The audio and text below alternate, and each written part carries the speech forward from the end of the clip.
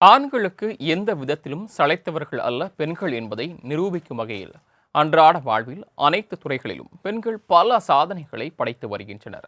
அந்த வகையில் பல்வேறு துறைகளில் சாதனை படைத்து வரும் சாமானிய பெண்கள் சிலரை பற்றி மகளிர் தினமான இன்றைய சிறப்பு தொகுப்பில் பார்க்கலாம். அமெரிக்காவில் நவம்பர் 11ஆம் தேதி முதல் 17ஆம் தேதி வரையில் நடைபெற்ற 6வது உலக கேரம் போட்டியில் தங்கப்பதக்கம் உள்ளிட்ட 3 பதக்கங்களை வென்று தமிழ்நாட்டிற்கு சிறப்பு சேர்த்துள்ளார் மே காசிமா.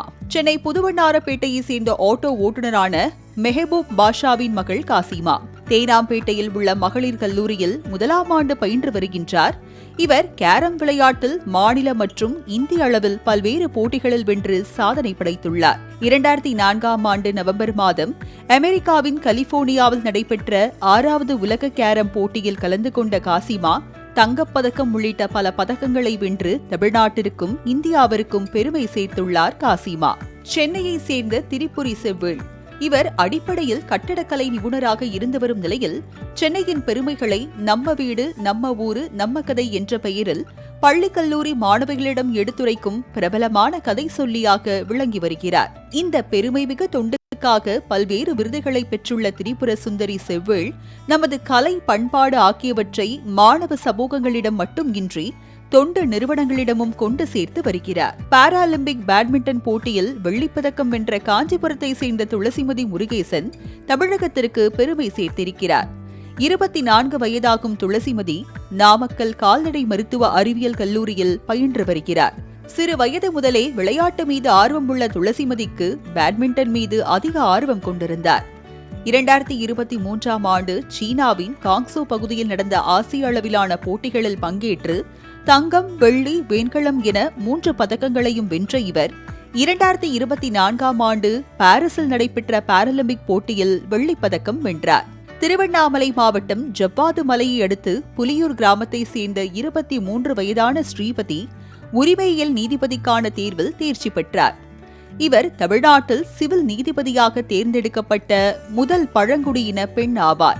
சென்னையை சேர்ந்த நிவேதிதா லூயிஸ் எழுதிய முதல் பெண்கள் கட்டுரை தொகுப்பின் மூலம் தொடங்கிய எழுத்துப் பயணம் ஆதிச்சநல்லூர் முதல் கீழடி வரை, சிந்து சமவெளி நாகரீகம் கண்டுபிடிக்கப்பட்ட கதை, வடசென்னை வரலாறும் வாழ்வியலும், அறியப்படாத கிறிஸ்தவம் என்று அடுத்தடுத்து அவரது பயணம் நகர்ந்து கொண்டிருக்கிறது. சென்னை வரலாற்றின் சொல்லப்படாத பக்கங்களை மரபு நடைகள் மூலமும் தன் எழுத்து மூலமும் தொடர்ந்து ஆவணப்படுத்திக் கொண்டு வருகிறார். எவரெஸ்ட் சிகரத்தில் ஏறிய முதல் தமிழ் பெண் முத்தமிழ்ச் செல்வி. தமிழ்நாட்டின் விருதுநகர் மாவட்டம் காரியாபட்டி அருகே உள்ள ஜோகல்பட்டியை சேர்ந்த இவர் 56 நாட்களில் பயணத்தை முடித்து எவரெஸ்ட் சிகரத்தை ஏறிய முதல் தமிழ் பெண் என்ற பெருமையை பெற்றுள்ளார். இவர் கடந்த 9 மாதங்களில் 5 கண்டங்களில் உள்ள உயரமான சிகரத்தை ஏறி சாதனை படைத்துள்ளார். 40 ஆண்டுகளுக்கு பிறகு தஞ்சாவூர் மாவட்டத்தின் 2வது பெண் ஆட்சியராக பொறுப்பேற்றவர் பிரியங்கா பங்கஜம்.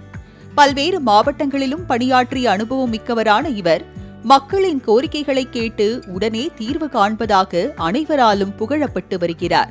இவரது செயல்கள் மட்டுமல்ல, இவரது பெயரும் சிறப்பு வாய்ந்தவைதான்.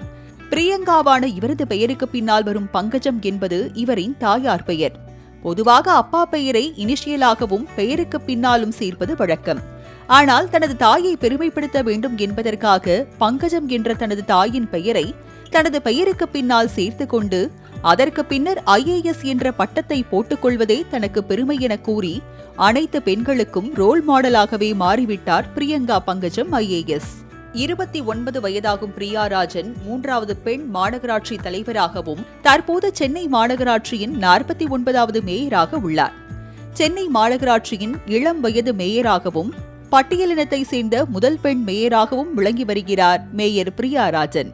வானிலை ஆய்வு மையத்தின் புதிய தென்மண்டல தலைவராக பி. அமுதா நியமிக்கப்பட்டுள்ளார்.